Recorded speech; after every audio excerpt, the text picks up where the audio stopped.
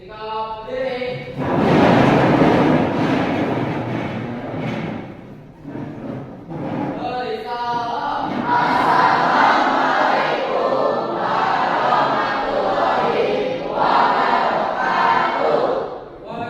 warahmatullahi wabarakatuh. Terima kasih telah Kak, luar biasa semangat banget ya. Silakan boleh duduk. Namun seperti biasa sebelum kalian duduk, tolong rapikan dulu tempat duduknya dan pastikan kembali bahwa kalian di kolom meja tidak ada masalah. Ya. Oke baik. Sekretarisnya mana? Hari ini siapa yang tidak masuk yang berhalangan hadir? Oh, Laras karena sakit seperti biasa, boleh diinformasikan di grup ya, biar kita semua tidak lupa kalau hari ini Laras tidak hadir. Terima kasih. Dan sebelum kita mulai pembelajaran, hari ini siapa yang pimpin doa ya? Oke, silakan. Boleh pimpin doa.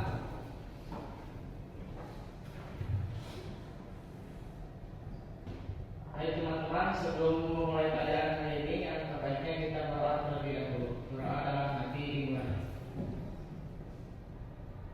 Berdoa selesai. Terima kasih. Oke, baik. Di minggu yang lalu kita sudah sempat bahas tentang berpikir komputasional, di mana dalam berpikir komputasional itu adalah metode dalam memecahkan suatu masalah, gitu ya, secara komputasi. Dan hari ini kita akan coba bahas mengenai algoritma dasar. Algoritma pun sama. Kita minggu yang lalu sempat bahas dan singgung sedikit ya tentang algoritma ya. Mudah-mudahan di antara kalian ada yang masih mengingatnya. Saya punya beberapa bahan ya untuk mengingat. Saya boleh minta perwakilan dari setiap barisnya atau 4 orang saja untuk ke depan. Silakan. Siapa yang mau ke depan? Boleh.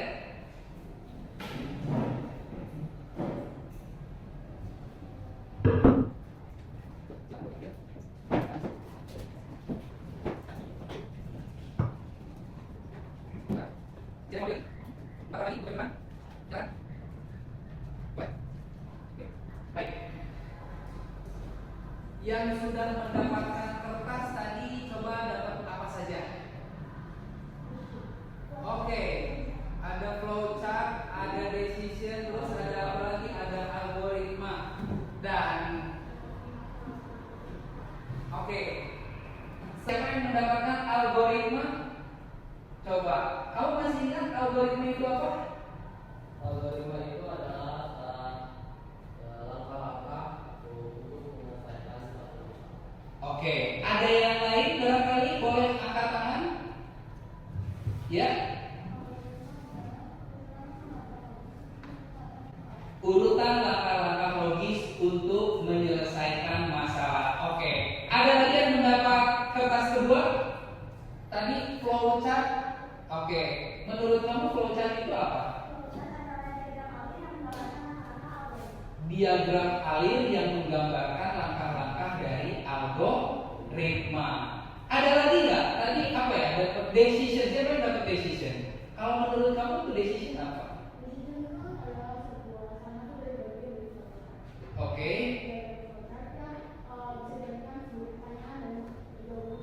Oke, betul sekali. Jadi decision itu adalah simbol yang berfungsi untuk menentukan keputusan antara ya dan tidak.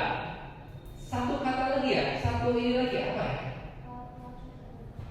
Oke, flowchart dengan simbol berbentuk oval itu apa?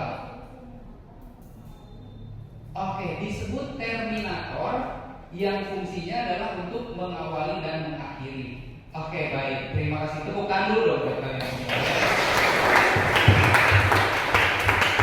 Baik. Dan sebelum kita belajar ada tes ya untuk nanti kita buat dalam kelompok.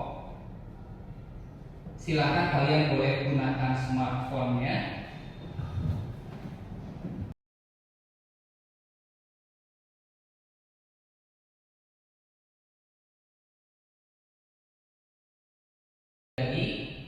melalui pembelajaran kita kali ini, yaitu kita mampu memahami perbedaan antara algoritma berupa teks beserta flowchart sebagai diagram alur yang bisa memvalidasi bahwa algoritma itu sudah benar. Ya, itu adalah tujuan pembelajaran kita kali ini. Oke, sudah siap semua untuk linknya? Kalau sudah siap, boleh selama 7 menit atau 10 menit mungkin ya untuk mengerjakan ini cukup? Oke, kalau ada yang bisa lebih cepat itu tidak apa-apa ya. Boleh silakan langsung lanjut mengerjakan dulu ya.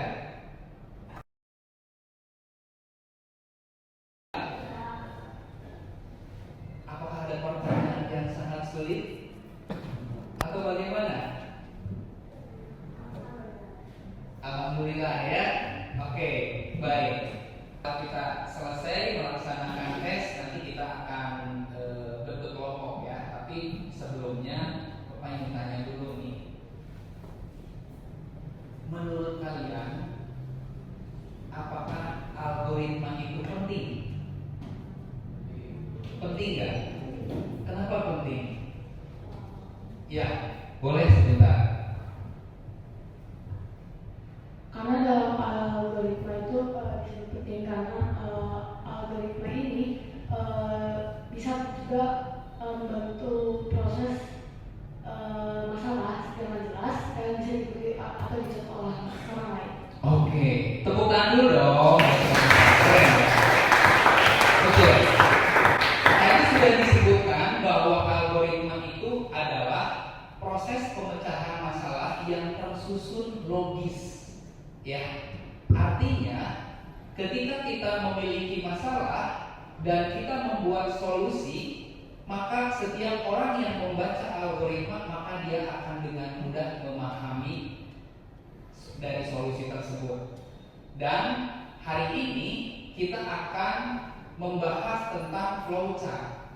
Flowchart itu adalah bagan alur yang berisi simbol-simbol. Jadi gambar-gambar yang isinya itu simbol dengan fungsi-fungsi tertentu. Dengan flowchart ini akan membuat setiap orang menjadi lebih mudah lagi dalam memahami solusi yang sudah kita buat, ya. Nah, kalau misalkan kemarin kita terapkan algoritma itu ke dalam bentuk pemrograman ya, misalkan di antara kalian yang biasanya suka dengan bermain game, kemarin kita coba membuat game sederhana dengan perintah-perintah yang sangat sederhana gitu, yaitu menggunakan RoboMind ya. Dan di dalam flowchart ini ternyata kita pun bisa menerapkannya ke dalam kehidupan sehari-hari. Nah, ini Bapak cuma punya contoh gambar nih ya. Ada yang pernah melihat ini dari antara kalian semua? Nah, ada yang pernah lihat ini? Ada? Siapa? Coba di antaranya. Oke, Aiska, coba. Kamu apa yang kamu lihat ini? Itu mesin yang menuangkan kopi ke dalam Gelas. Iya, betul sekali. Jadi ini adalah mesin pembuat minuman secara otomatis. Ya, mesin pembuat minuman secara otomatis. Ada juga yang lainnya ya. Kalau ini membuat kopi, kalau ini coba satu lagi. Nah, ini membuat jus. Ada apa saja nih kira-kira? Boleh saya minta satu orang saja untuk ke depan? Boleh saya minta bantuan satu orang saja ke depan? Boleh? Mau berdua juga boleh, silakan. Saya ingin kalian menyebutkan ada apa saja nih di sini, ya. Oke, jadi kita mau jelasin ini ada apa aja. Pertama di sini ada kopi kapal kopi, salah satu ada kopi, itu namanya kapal saset.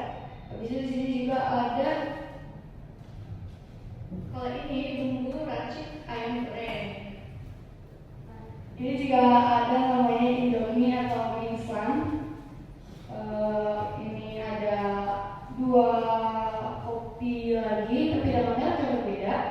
Dan satu lagi ada ini minuman coklat, susu coklat. Oke, baik. Apa maksudnya ya dari semua ini kira-kira? Kira-kira dengan ini semua ada apa ya?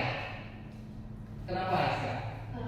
Material untuk ngebikin minuman atau makanan. Oke. Ada lagi pendapat yang lain kira-kira? Selain ini adalah bahan untuk membuat minuman dan makanan secara instan, boleh? Boleh dikasih mic-nya? Di belakang bungkusannya itu memiliki tata cara untuk memasaknya dengan benar. Oke, tepuk tangan dulu dong. Keren sekali. Betul. Nah, sengaja saya bawa ke sini. Jadi sebenarnya tanpa sadar algoritma itu sudah diterapkan di kehidupan sehari-hari. Adapun di sini beberapa simbol dari flowchart. Nah, ini adalah simbol-simbolnya. Tadi sudah kalian sebutkan juga ya beberapa. Oke. Ada flow, flow itu tanda panah, dan juga ada on page reference, yaitu fungsinya untuk menyambungkan proses dalam lembar kerja yang sama. Lalu juga ada off page references-nya, yaitu adalah simbol untuk menyambungkan dari halaman yang berbeda. Lalu juga ada terminator, ada proses, dan ada decision. Tadi yang sudah coba dijelaskan ya oleh teman kita bahwa decision ini fungsinya untuk menentukan keputusan antara ya dan tidak.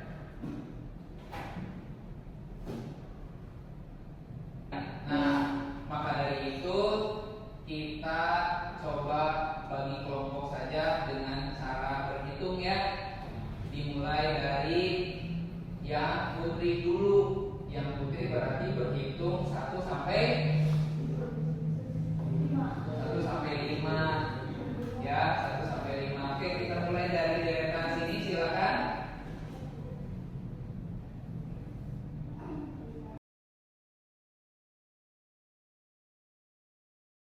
Cukup ya, berarti teman kita yang tidak hadir masuk ke kelompok 3. Dari masing-masing kelompok saya akan memberikan lembar kerja ya.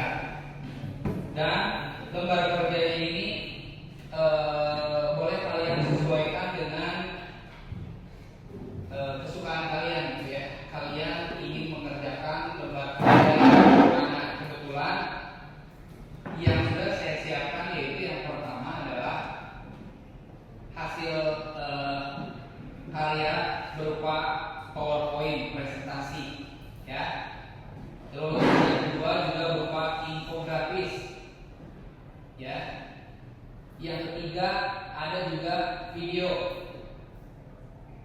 Dari ketiga ini kalian boleh pilih salah satu hasil karya, silakan untuk nanti dipresentasikan.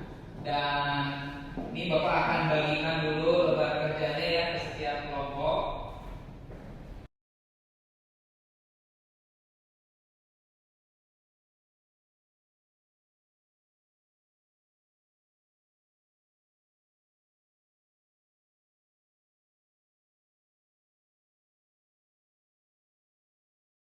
Untuk kelompok 4 untuk maju ke depan. Boleh tepuk tangan. Teman-teman yang lainnya boleh menghadap ke depan dan siapkan juga tanggapan untuk kelompok yang di depan ya. Silakan boleh dimulai kelompok 4.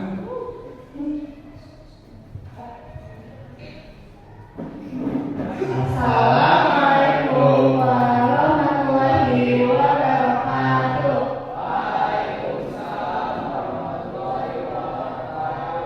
Kami dari kelompok 4 akan mempresentasikan tentang algoritma dan flowchart. Kami di sini memilih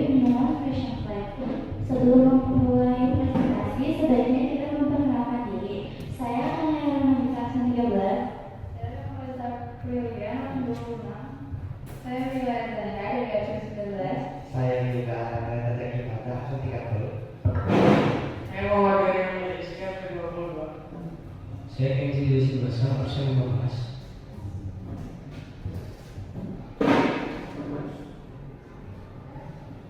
Apa itu algoritma? Algoritma adalah urutan langkah-langkah yang disusun secara logis dan sistematis untuk menyelesaikan masalah dan menghasilkan output tertentu. Apa itu flowchart? Flowchart adalah diagram yang menggambarkan alat kerja dan proses dalam bentuk visual. Flowchart menggunakan simbol-simbol standar untuk menunjukkan aktivitas, kondisi, dan hal logika dari proses yang digambar. Selanjutnya ada teks algoritma, bagaimana cara membuat susu fission plate. Pertama, susun gelas, sendok, gunting, dan fission plate dan air panas. Kedua, gunting bungkus fission plate, lalu masukkan ke dalam gelas. Ketiga, masukkan air panas ke dalam gelas dan aduk sampai merata.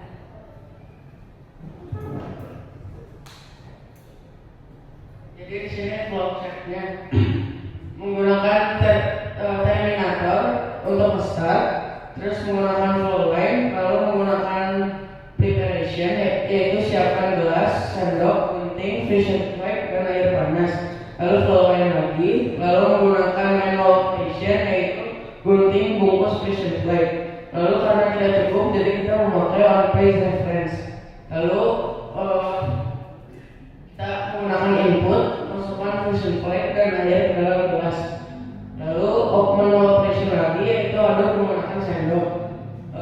Di sini kita menggunakan decision, mencicipi rasanya sudah enak atau tidak. Jika iya, kita bisa melanjutkan ke yang selanjutnya.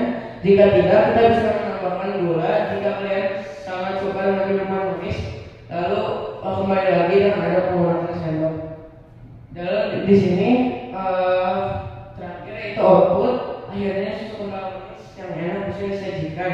Lalu di sini menggunakan terminator lagi untuk N atau mengakhiri. Ada yang mau ditanyakan? Silakan barangkali dari kelompok lain ada yang mau memberikan tanggapan, boleh ya. Tapi saya batasi hanya 2 saja penanya. Silakan, boleh. Terkait proposal barangkali tidak ada. Oh, oke, ada dari siapa? Aisyah ya. Aisyah boleh berdiri, mic-nya boleh diberikan ke Aisyah.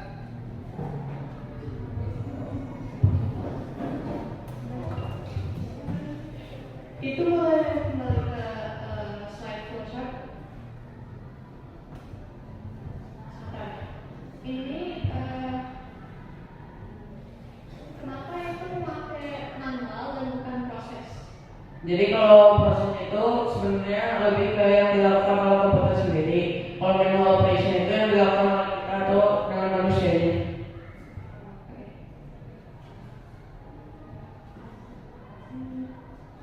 Cukup jelas Aisyah? Cukup sudah. Oke, tepuk tangan dulu.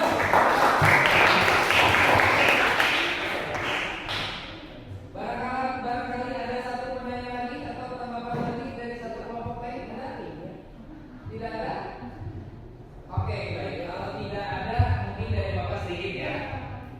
Ya, jadi benar ya kalau untuk tadi seperti gunting, bungkus, fission plate itu boleh menggunakan manual operation simbolnya ya, gitu. Tapi kalau misalkan karena sekarang juga banyak mesin otomatis yang bisa membuka atau tanpa bungkus gitu ya, di dalamnya tinggal langsung memasukkan serbuknya secara otomatis, serbuk susunya secara otomatis, maka itu boleh menggunakan proses ya ya. Oke, mungkin bisa dipahami itu saja ya tambahan dari Bapak. Dan ada satu lagi terkait flow. Nah, sebisa mungkin flow-nya tidak terputus seperti itu ya. Oke. Oke, terima kasih kelompok 4. Boleh tepuk tangan yang mulia untuk kelompok 4. Boleh tepuk tangan. Silakan.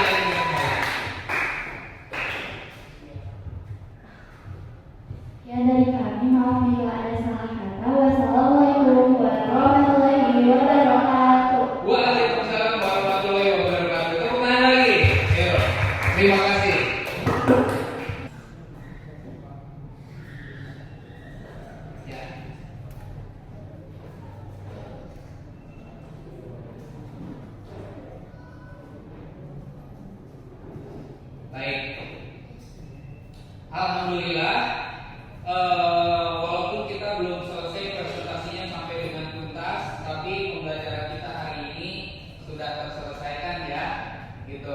Hanya memang mungkin Bapak juga di sini akan sedikit menambahkan lagi terkait simbol-simbol dari flowchart. Sepertinya memang kita harus memahaminya kembali ya.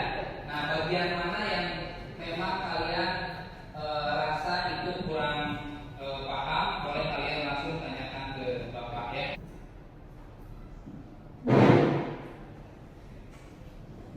Ini kita ada sedikit refleksi ya, beberapa pertanyaan.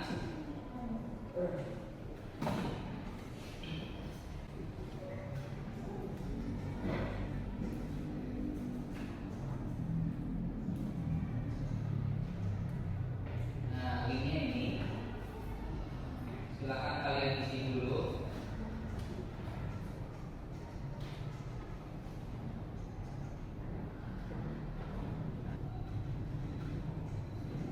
Bisa masuk?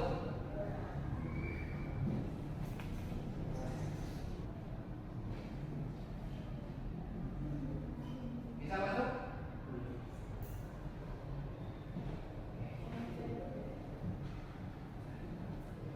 Baik, jika memang kesulitan tidak apa-apa. Yang jelas, alhamdulillah kita sudah melalui proses pembelajaran kita hari ini, yaitu membuat flowchart. Menurut kalian apakah pembelajaran ini cukup sulit atau bagaimana? Ya, gimana? Ya. Kira-kira menurut kalian apa saja yang perlu diperbaiki untuk peningkatan pembelajaran berikutnya? Nanti kalian boleh diisi di situ ya. Oke, biar kita sama-sama mengingatkan pembelajaran kita sehingga setiap minggunya kita akan menjadi lebih baik dan lebih baik lagi.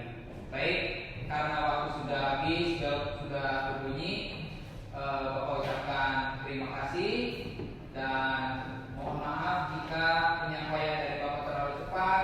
Terus juga kalau ada salah-salah kata, Bapak coba mohon maaf.